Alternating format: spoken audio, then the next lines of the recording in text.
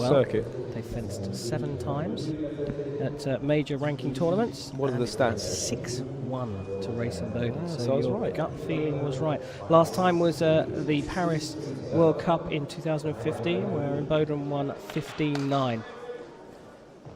Well, today's a fresh chapter in a book that hasn't been written yet, Bash. Very poetic there.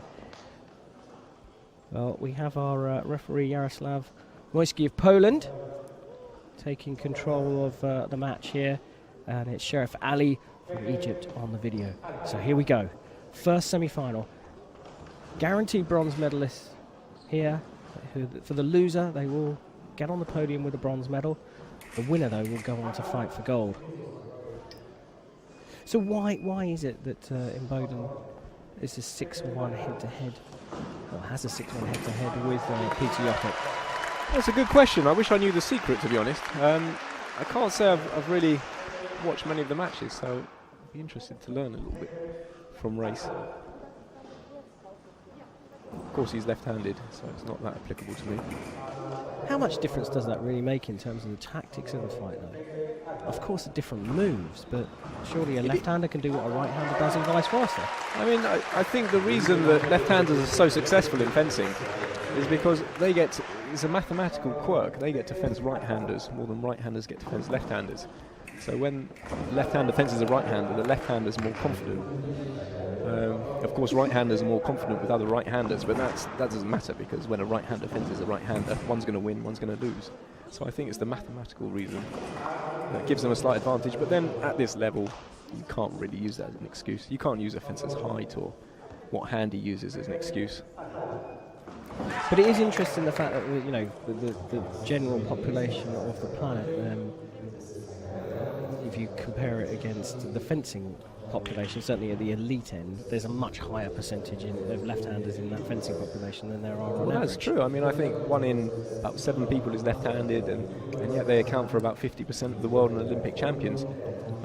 One of the theories is that left-handers get a lot of success when they're young, so they're encouraged to continue, and then that filters down to the eventual winners of the Olympics and Worlds. Well, it's also the other interesting thing is when 2 left-handers come up against each other, that can turn into a bit of a scrap. Well, it can, and left-handers usually don't like fencing other left-handers. Yeah. But, of course, left-hander will win and the left-hander will lose. So, a bit of maths there tonight here in Bonn from Richard Prix. Not just a foil expert, but also a statistician as well, by the sounds of things. Actually, we used to have a real statistician in the team, Jamie Kemba, and he was great. He had a maths degree, and he could always tell us, bits and pieces of stats throughout the fight. Very useful to have around. That's the British team you're referring to, of course. Yep. Am I right in thinking that Jamie Kemba also used his mathematical talents for financial gain? I think you're right. I can't remember. Heard he was a pretty good online poker player. I remember rooming with him a few times. He was on the poker for about 6 hours. But the ironic thing was, he used to play so much of it. When he worked out how much money he'd made, he worked out about £5 an hour minimum wage. So it wasn't really worth doing.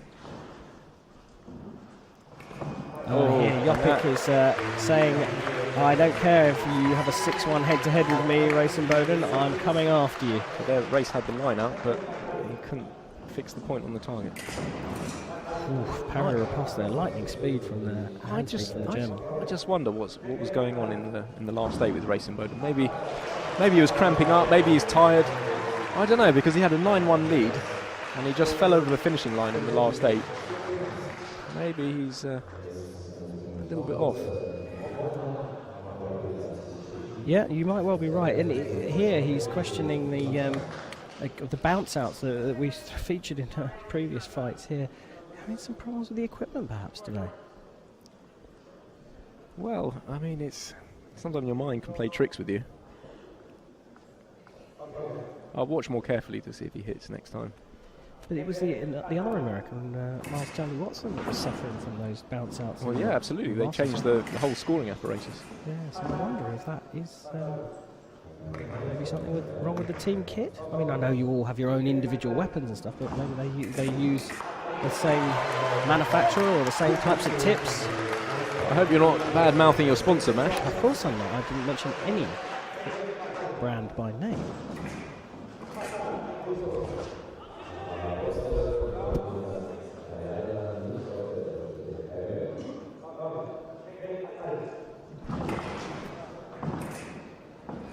Oh, and that's an attack to flank by Race Imboden. 2-6.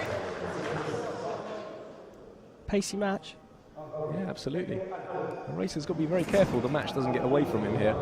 A few more hits in the other direction and it's going to be very hard to get back into. Yeah,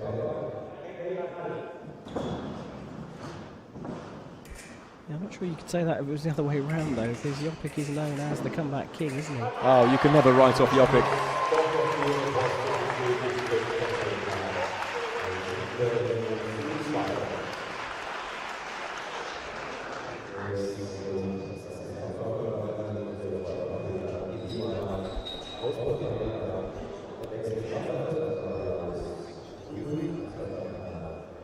Well, Racer changed coaches after the Rio Olympic Games. He now has the world famous Sergei Golubitsky in his corner. Yes, he was with Dan Kellner before that. And Dan was a bit unlucky because he didn't get to go to the London Olympics. And then, obviously, he started coaching Race, but then Race switched just before Rio. So poor Dan missed out on the Olympics either side. Oh, he's with Golubitsky now. Golubitsky won this tournament back in 1993. He knows what it's like to stand on this podium piste. So what a person to have in your camp. Yeah, absolutely. Let's see if he can make the difference here. Well, he's got his work cut out for him.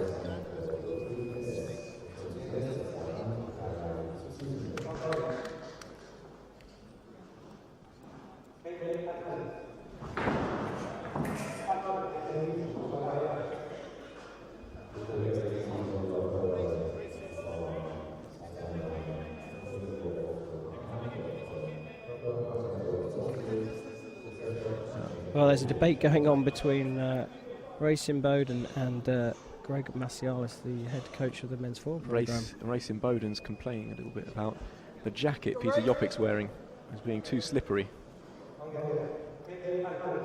Really? You know, look, I know that they make shiny jackets and they are designed to, you know, make it more difficult to hit, but is that really going to make a difference? Well, you know, they were designed for that reason. But then they all have them, right? Oh no, Race's jacket's a bit rougher. His is a bit more abrasive. But Joppich's not breaking any rules by using the slipperier jacket. No. Imboden should No, of course go and not. get one himself, right? Well, you bad-mouthing your sponsor again? Of course. I'm not talking about any brand at all. I'm talking the fact that well, yeah, you're right. They're perfectly legal. What is frowned upon in the men's foil community is the use of chest plates. Right. Now they're actually perfectly legal, but they're obviously used just for an advantage because they're ultimately hitting a hard surface. So if you hit it slightly off the perpendicular line, you'll slide off. So that's frowned upon a bit. Does anyone use them? They used to. I think some of the Romanians used to, but in this day and age, I can't really think of anyone using them. I remember my colleague, Mr. Halstead, used to be the enforcer. He used to go around to everyone with a chest plate on and start tapping their chest after the match, as if to say, you know, don't wear them, come on. We're all men here, play fair.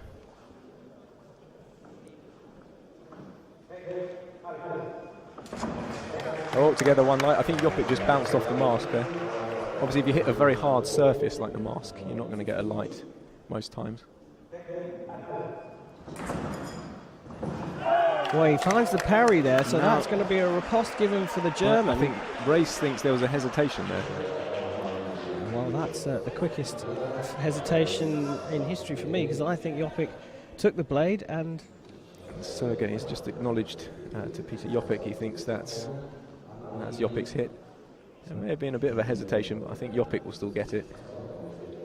So yeah, if you find a parry, if you block your opponent's attack, which is what Peter Joppich did, then you have a period of time to land your riposte. And it's a question of whether it was too long or whether it was done in time. For me, it was done in time.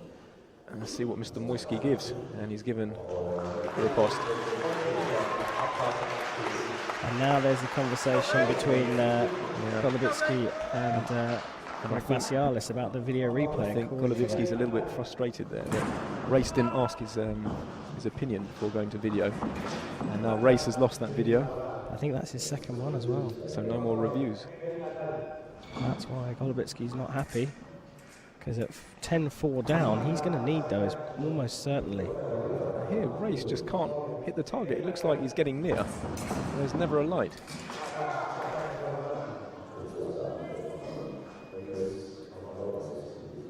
It's almost like he's just gone, well, I can't hit, so I'm just going to stand here and try and look good. To some extent, this is not usual from Race Imboden, is it? Well, he's doing a good job. He's looking very good. The job is to try and get a gold medal, I believe. Oh, Peter's mask wires come off there. Let's see if they've spotted it. He did.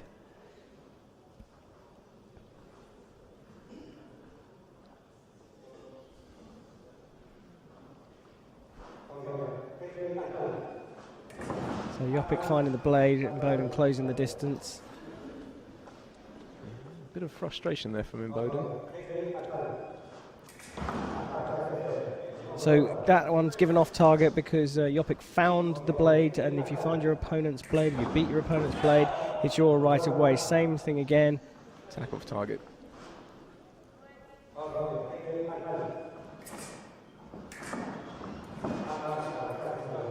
Now Race is the attacker, but he's landed off target, so no hit awarded.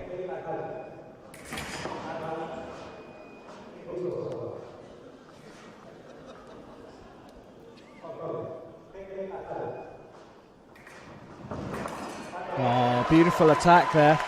Yeah, wonderful. Sort of almost coming down from a prime position at close quarters. 11-4. Looks like it's one-way traffic.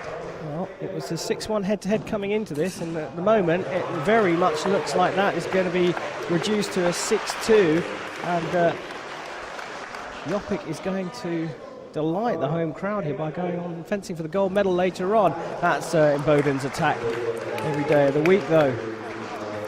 Look, we're still in the first period, 30 seconds left to go, so there's time here for Imboden. Yeah. He doesn't need to rush. It's incredible. In fact, this is quite reminiscent of an old-school foil match, which would be over in the first period. Nowadays, matches usually go to the second or third period, but this one is lightning speed. Well, Race Imboden did have no, he didn't have a video. He's called for a video, and Sheriff Ali on the video has said you haven't got any left. And that's the danger of being a bit reckless with them. But to be fair, his coach Golovitsky said that was Joppich's hit, so there's no point in calling for it. Potential bit of covering there from Peter Joppich, but out of hitting distance, so gets away with it. Now to bring your back arm in front of your target. They're being a bit stricter with that now. So you can only go to parallel with the back shoulder. You can't go any further. Which is what the rule actually used to be. Yep. Changed the shoulder rule a few times, haven't they, over the years? Oh, they're always tinkering with the rules.